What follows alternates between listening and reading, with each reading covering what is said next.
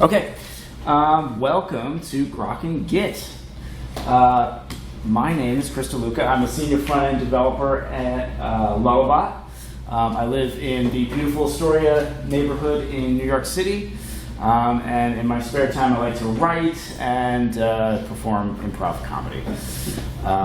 You can connect with me, all the social stuff, it's all on my website. I got a QR code there if you want to scan that. It'll be again at the end of the slides if you don't want to do that now.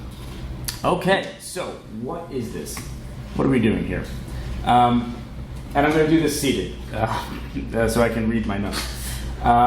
So Git is a big part of pretty much, I think, everyone here lives from the poll, but it's also really confusing. And there's good news and bad news about that.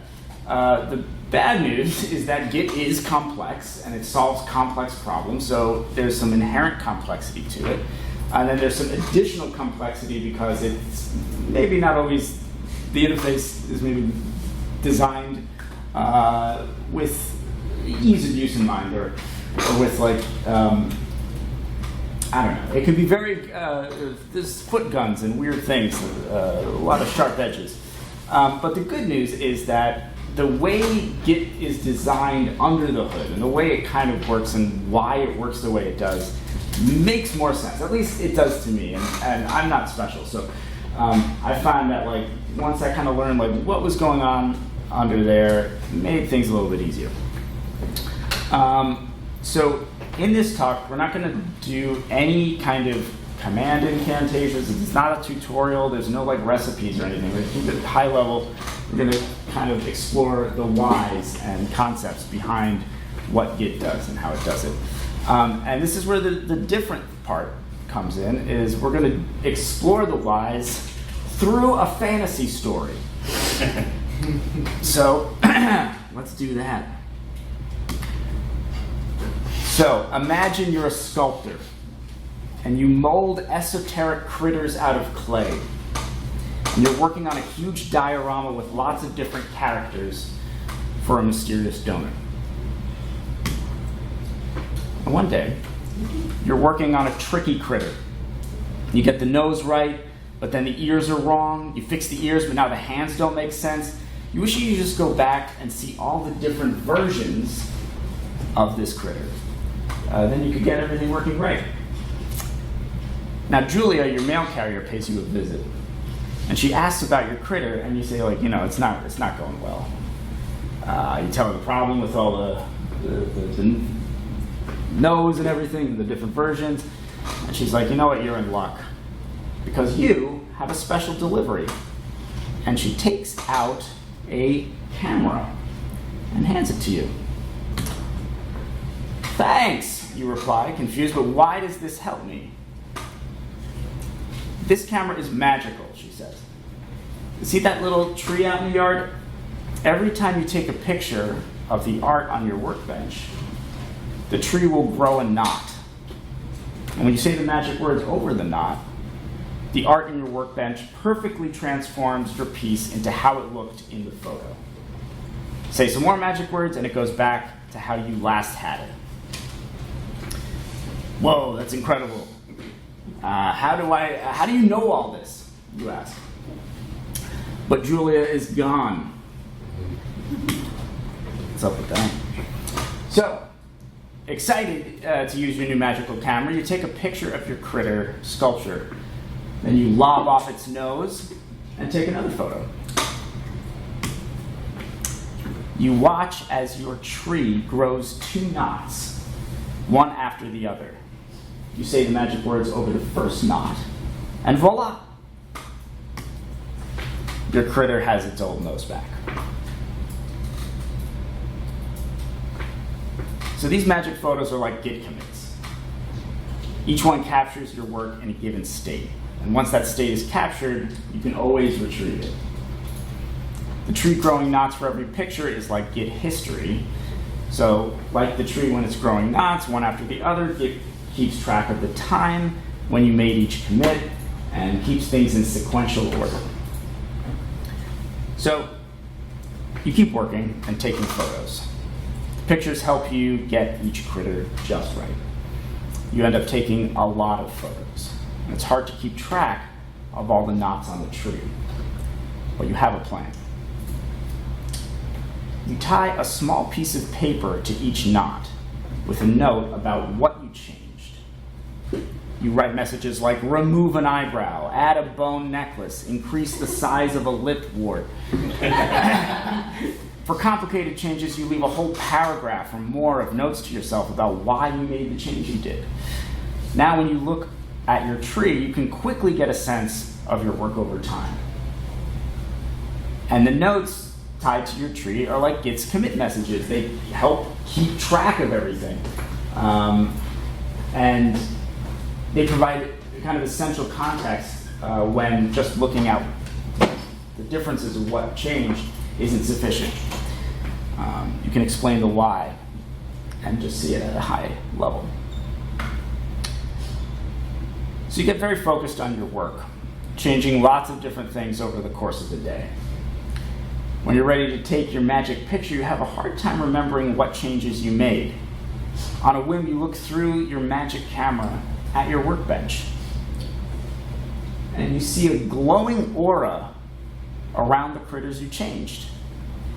Peering more closely, you can see how you thickened a critter's eyebrows. Pretty neat. So now you know exactly what you've changed since your last commit. And the red aura is like Git status. This shows which files you've made changes to since your last commit. And seeing the changed eyebrows is like running git diff, which shows what additions, deletions, or modifications you've made to the files you've changed since your last commit. So they both kind of operate on what you've changed and how, since you've made that snapshot. And they're just invaluable ways to inspect the work as you're going along. So while you're working on a critter chasing a butterfly, an idea strikes you for a different critter smelling a stinky cabbage. I forgot to apologize for my artworks for all this. I didn't use AI. This was just me, raw. So you sculpt that and return to tweak your butterfly critter. But now you have a dilemma. You'd like to keep your commits organized for easy reference about what they changed. But your changes that you made all at once are to two parts of the scene. If you take a picture, the changes to both critters will be in one commit. You'd like to have those critters as two separate commit knots on your tree trunk. So that's when you notice a toggle on your magical camera that says staging. You switch it on and two things happen simultaneously. The camera morphs, it now has a long zoom lens, and a perfect copy of your workbench appears next to it, only it's empty. You play with the new lens, snapping a zoomed in shot of the butterfly chasing the critter, and it is perfectly duplicated on the second workbench. I actually should have just done that one. The whole thing is there. Imagine, just pretend that that's just the butterfly one. You take a picture of your second workbench and a new knot grows on your tree with the butterfly chasing critter changes. You do the same thing with the cabbage sniffer, and there everything is organized. The staging mode on the magical camera, which creates the second workbench, is like the staging area in Git. Now Git, this is another kind of a rough place in Git. They helpfully call it the staging area, the index, and the cache. So 3 names for the same thing. So whenever you make changes, you have the opportunity to choose precisely what goes into your next commit. And so it can kind of feel like an added step to have this staging area, and it is, but it gives you the flexibility to really precisely control what's going to go in to your commit. And so, yeah, then taking a photo of that second workbench is like creating the commit. And it is just copying over.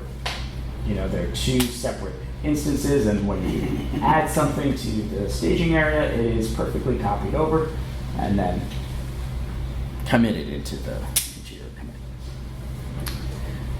Okay, so you have an art show coming up, and a lot of fancy people are coming to see it.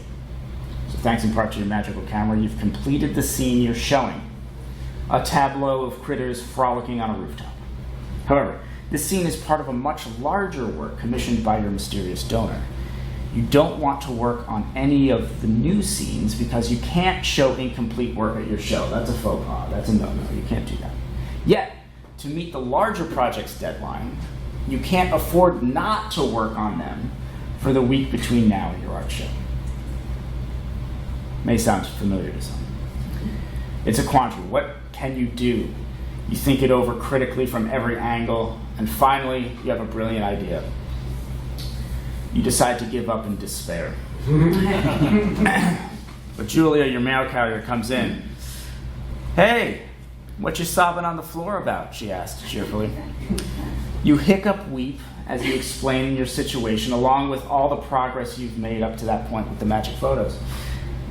Oh, is that all? Julia asks, puzzled. Use the magic words to have your tree grow a new branch. You stare at her. How does that help me?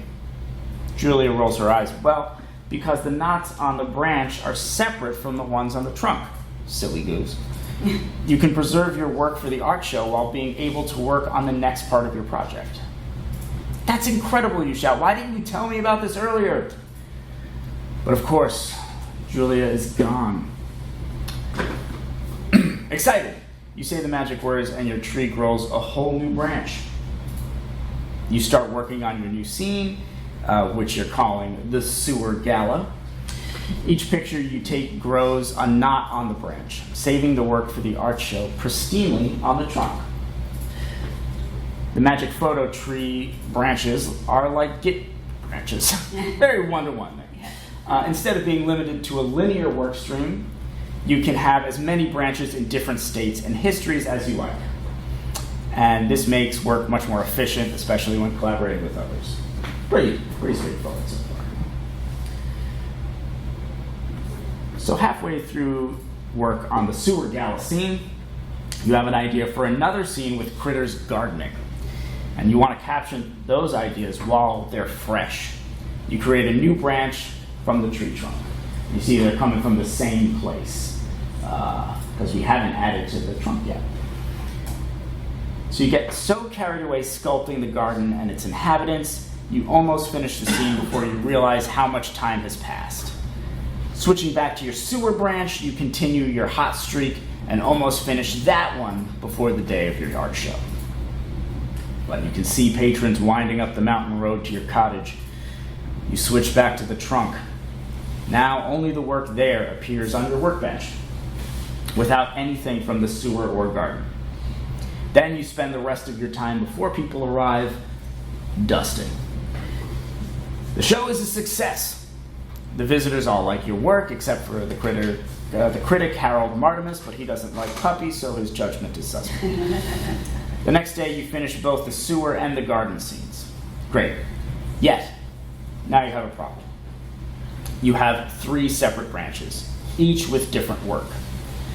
The trunk has the rooftop scene, right? And the sewer branch has the rooftop scene and the sewer scene. And the garden branch has the rooftop scene and the garden scene. Makes sense? But now that all that separate work is done, you want to put it all together. You think about collapsing in a tear-streaked heap again, but remember that mail carrier Julia always knows what to do in these situations. Luckily, Julia appears right in front of you. What's up? She asks. I need to put all my branches together, you scream, terrified. Simple, she says. These magic tree branches can grow back into the trunk, or each other, if you say the magic words. That combines all your work. You ask the tree to grow its branches back into the trunk and stare in awe as the branches bend and merge with the tree trunk. Now the tree's trunk has all of your branch knots. And you can see the sewer branch on the right was merged first, so it went to the top of the tree. And then the second one, the gardening branch on the left, was merged after that, so it comes in after the sewer branch. And then there's 2 more knots or commits after on the tree trunk. And these branches growing are like Git merges, obviously. Right? The concept is simple. Take these changes from over here, put them over there. What's important here is that Git keeps track of how the branches came apart and then back together.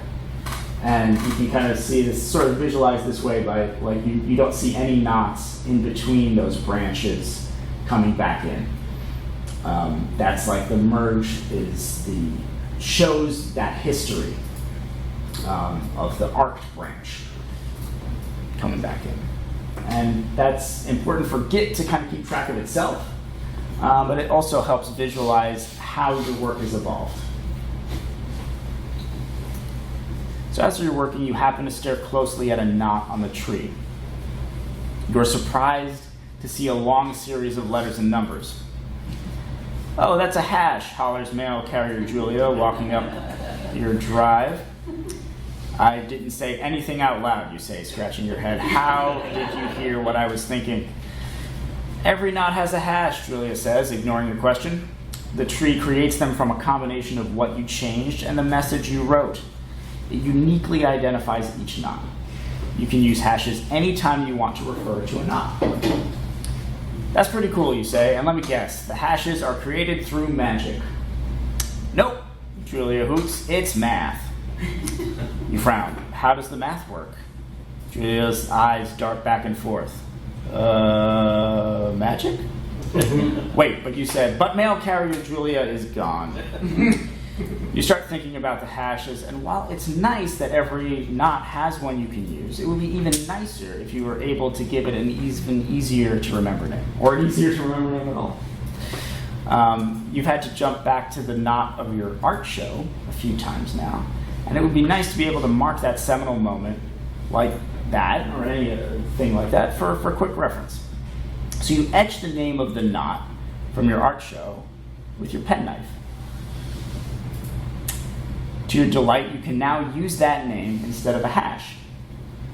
And so every commit has a cryptographic hash that uniquely identifies it. And Git uses this to keep track of each commit and for compression. And you can use this hash anytime you want to reference a commit, we've learned.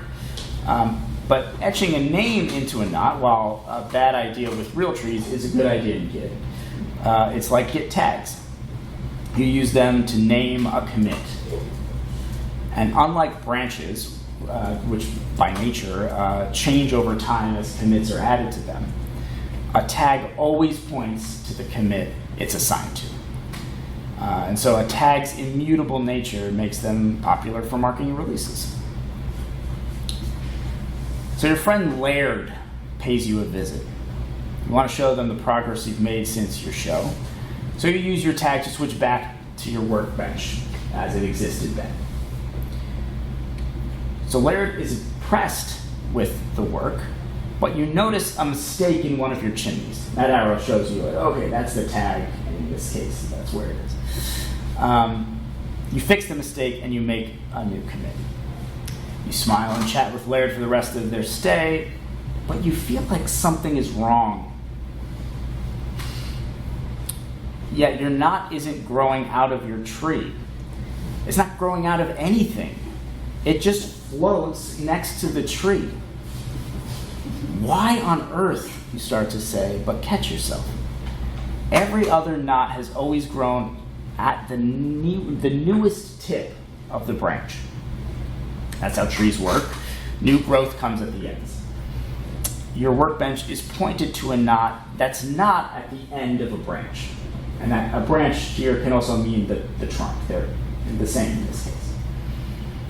So you have a hunch and you decide to follow it. And you ask the tree to grow a branch. Bingo. The new branch grows around your floating knot. So new growth at the ends, right? You ask the branch to merge, and eureka, the branch grows into the top of the tree. This is the craziest looking tree, like a literal thing, but this is like kind of how that works, right? So checking out a previous knot is like Git's detached head state. And The detached head sounds scary given how fatal that is for humans. However, we're dealing with Git. And Git is completely inhumane, so it's fine. And, detached head happens anytime you're not checked out at the tip of a branch. And that's really all it means. This will also happen if you check out a tag that's not at the head of a branch. And Git works the same way. You only add new commits at the tips of things, at the tip of a branch. So if you make a commit when you're not at the tip of a branch, Git will let you do that, and that's fine. But you can only, it's not connected to anything. You have to create a new branch and then merge that in for it to be part of any other history. Or you could just create a branch and just leave it there. That's also an option. And Git actually does provide help messages around this that are pretty useful. It can kind of sound scary, but they'll kind of guide you through that. Okay, so the deadline for your mysterious donor looms. You've planned a massive scene with fireworks over a bridge and critters crawling everywhere. The problem is, there's no way you can do all the labor needed to complete it before your deadline. Fortunately, you know 2 other artists who are experts in model bridge making and model fireworks. With their help, you could complete the scene in time. Unfortunately, they live far, far away. You're having a picnic with mail carrier Julia and bring up the problem. And she grins. The magical camera, workbench, the magical tree system, they were designed for collaboration, she says, through bites of her huckleberry jam sandwich. You can connect to anyone who has the same magical system, Julia says. You can connect to them directly, but it's hard for everyone to follow and set up and all that. It's easier if everyone points to the same central hub. She points at the sky. See that big cloud over there? The one that looks like a cat and a little bit like an octopus? That's a magical cloud. We can send it your work, and others far away can receive it. Julia removes a seed from a pouch and flings it into the sky. It shoots straight into the cloud, disappearing with a puff. She points at the spot it vanished, handing you a telescope, and you peer at it. See that, she says? That seed is nestled in the cloud now. It's the same type of seed that grew the magic tree planted in your yard. When you send the cloud your work, that seed up there will grow exactly the way your tree down here did. The magical cloud is like a Git service provider, such as GitHub or Drupal.org. A Git service provider acts as a central place for many people to access the same code and change history. And you can collaborate without one. You can connect directly to each other's computers, but it's annoying and technically challenging. So practically no one does it. And the seed in the cloud is like setting up an empty repository. Every Git project, whatever it is, needs this basic structure, like Git init. And that's because a Git repository is basically the same everywhere it exists, which allows it to be hosted anywhere. And that's basically the kind of superpower of its flexibility and kind of decentralized nature of that. Really, they're all just the same thing that you have on your machine is the same thing in GitHub or GitLab or wherever. So how do I get my work up into the cloud, you ask? Follow me to the fireplace, says mail carrier Julia.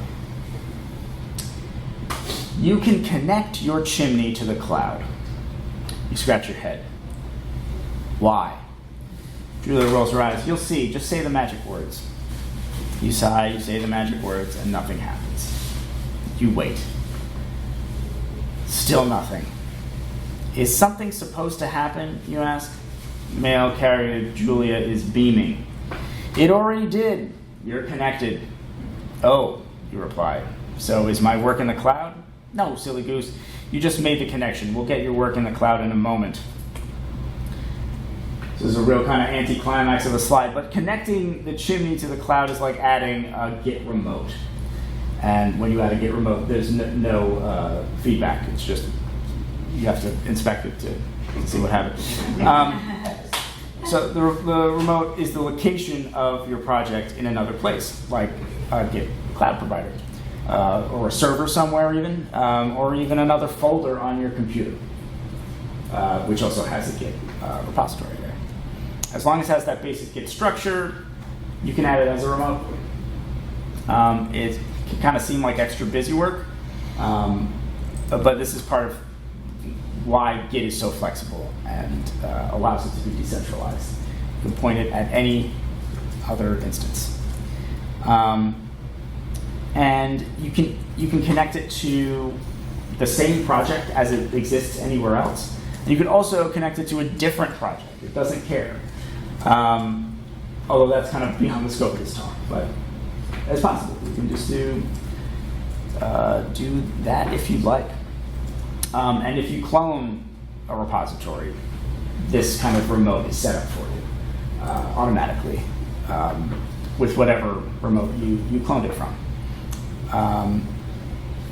So we did a bunch of stuff, but I just want to collaborate with other artists, you say, thinking about your deadline. Don't have a cow. Mail carrier Julia says, switch your workbench to the branch you want to send and say the magic words. You say the magic words to change to your main branch, the trunk of your tree, then say some more magic words to send your changes. As soon as the phrase has left your lips, a ghostly image of your magic tree's trunk separates from the tree itself, wafts into the living room, and then zooms up the chimney. You race outside to watch it streak up into the cloud, vanishing in a flash of light. You train your telescope on the spot in the cloud, and there is your tree, perfectly recreated, along with all the work on your workbench. You had been working on another branch for a scene with the wheelbarrow races.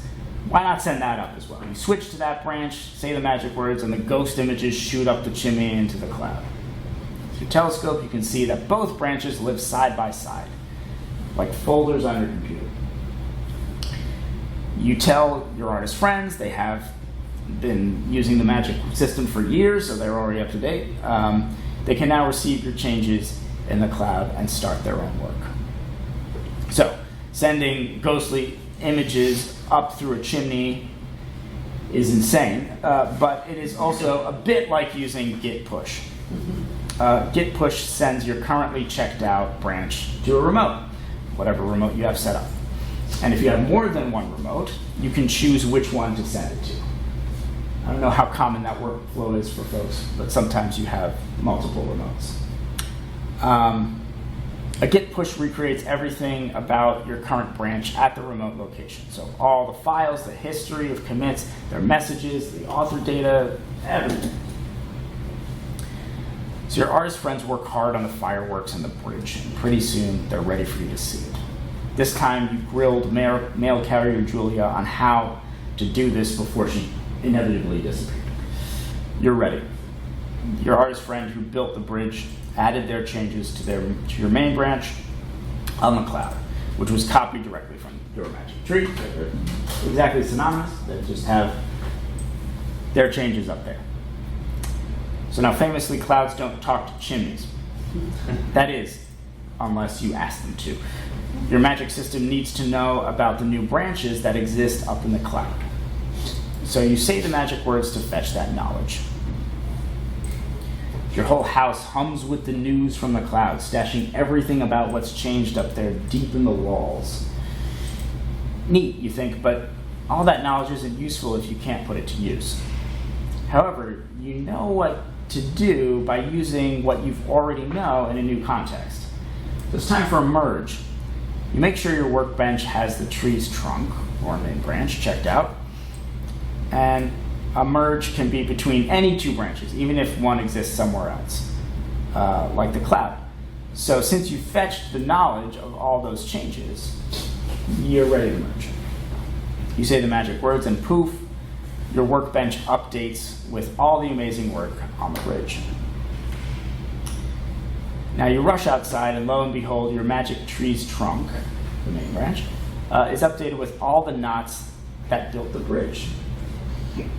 And while you're dancing with joy, your bridge artist tells a friend, lets you know that there's another knot waiting for you in the cloud. They improve the bridge's structural integrity. You remember something Julia said about a shortcut. Instead of getting the knowledge about the changes in the cloud and merging the branch from the cloud with the one in your home in separate steps, you can say magic words that combine the two. So git pull, you shout. Boom, you've got the improved bridge and you've saved your voice. Git won't do anything unless you ask it to. It's very polite that way. That includes updating Git's knowledge of what exists up on a remote. So running git fetch will update Git's understanding of what has happened in the cloud since it last connected, and store that data locally, but that won't change anything else. And a merge is super flexible. You can merge two branches you made on your computer together, or you can merge a branch you grabbed from the cloud with the one on your computer. Even though it's like kind of locally stashed, but you don't have to like check out that branch. You can just point it to the cloud. So, and a git pull is it's literally just doing those two things for whatever your currently checked out branch is. It's just syntax sugar. So the other artist friend who worked on the fireworks is ready for you to look at their work. However, their changes are more involved. They need to affix some stems to hold up the fireworks onto streets and buildings you sculpted. And they like to make sure everything is okay before you merge. And so you get a letter detailing everything they changed with where to look in the cloud to see their branch in detail. When you look through your telescope, you see the cloudy images of what would happen if you merged the branch. With that insight, you ask your friend to change which glue they're using, since you know that it will corrode the material under it. They do, push the change up to the cloud, and you see the result. And so this letter is like a pull request or a merge request. Same, different words for the same thing. And they're just, that's just an accessible place to collaborate and see what's going to be merged and everything like that. And they're not actually part of Git itself. They're part of whatever Git service provider you're using. It's just like a web interface to kind of visualize and collaborate on what's happening in Git. But yeah, that's technically a feature layer beyond what Git provides. So you're happy, and you merge it, and your bridge scene has fireworks. And so with the help of your friends, your magical system, and Julia, your critter diorama is complete. Now all that's left is to unveil it to your mysterious donor. Now the day has arrived. They said they would be arriving the donor said they would be arriving in a green carriage at noon sharp. Your palms are sweaty. It's 11:58. An emerald carriage crests your drive. Your palms are soaked. The carriage stops in front of your door. You wring your hands out into a bucket. The carriage door opens, and out steps mail carrier Julie. What? I love critter art, she shrugs. You look pale. Are you all right? You pick your jaw up off the floor. Julia, you say, I have just one question. I think it's pretty obvious. You've been coming over all this time, always teaching me about magically saving my artwork, and now you're here, revealed as my mysterious donor. I just want to know, how do you keep appearing and disappearing out of nowhere? Easy, she says. I rewrite history with rebase. Wait, what? You say? But of course. Mail carrier Julia is gone. And that's it. Ta-da. Thank you for bearing with me. Please ask me anything about Git or any of the silliness in this presentation. That was a lot of fun, dude.